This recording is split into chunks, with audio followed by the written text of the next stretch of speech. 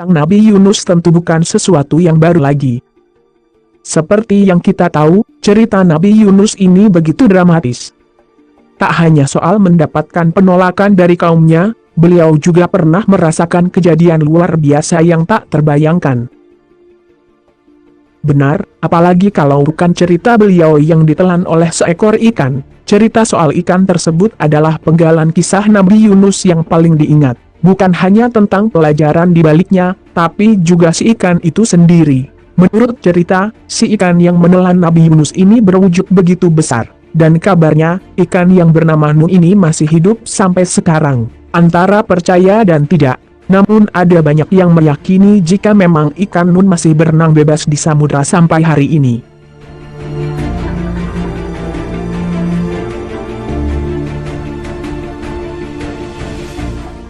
Tentu adalah hal yang mustahil kalau dipikir dengan logika, bagaimana bisa ikan yang hidup di beberapa abad lalu masih ada sampai sekarang. Tapi, kalau sudah bicara kuasa Tuhan, kita tentu tak bisa apa-apa.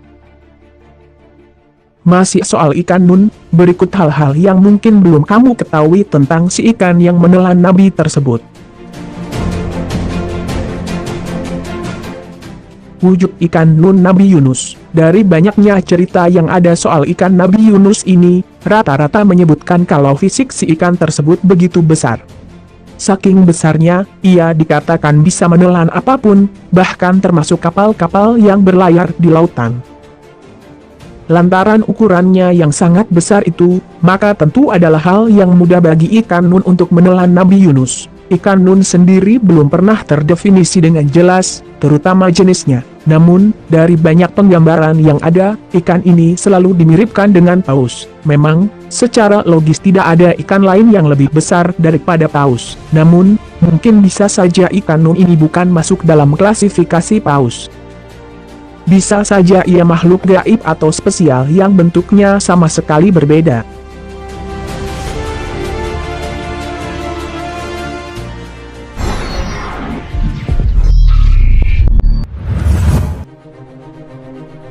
Cerita sekilas tentang Nabi Yunus dan ikan Nun.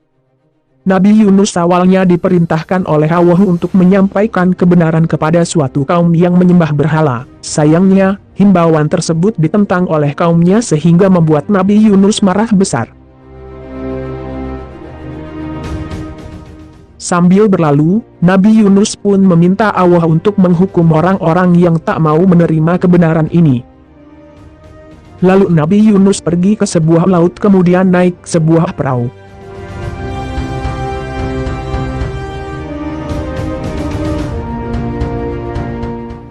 Namun, sebuah badai datang. Ombak lautan menjadi sangat dahsyat, angin berhembus begitu kencang, kapal yang penuh muatan itu oleng dan nyaris tenggelam. Penumpang kapal kemudian membuang muatan untuk meringankan beban.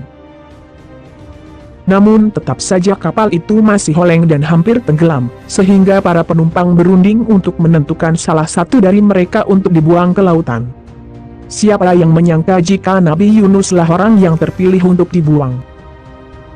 Akhirnya beliau pun melompat ke laut dan ditelan oleh ikan Nun ini.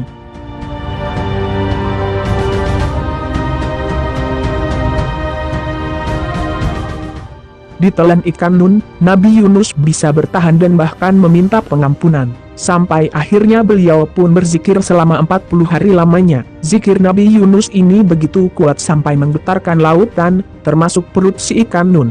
Mungkin karena kesakitan atau semacamnya, akhirnya ikan Nun memuntahkan Nabi Yunus ke sebuah pulau dan kembali ke lautan. Ikan Nun masih hidup sampai sekarang. Setelah kisahnya yang memuntahkan Nabi Yunus, tidak diketahui bagaimana nasib ikan Nun tersebut. Tak banyak cerita yang mengulas khusus tentangnya, namun, ada banyak yang percaya kalau ikan tersebut masih hidup sampai sekarang.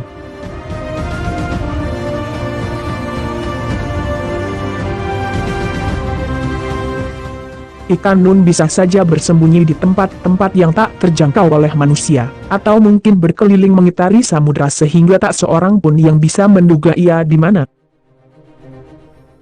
Lautan adalah tempat paling misterius di dunia ini. maka mungkin saja hal-hal yang tak pernah kita pikirkan memang ada di tempat, termasuk salah satunya ikan nun ini. Belum pernah ada bukti soal keberadaan ikan ini yang membuat sebagian orang tak percaya. Namun, ikan ini sendiri bukanlah makhluk biasa sehingga kemungkinan saja ia memang masih ada. Apapun itu, yang jelas dari kisah Nabi Yunus kita bisa mengambil banyak pelajaran berharga tentang larangan untuk marah kepada Tuhan.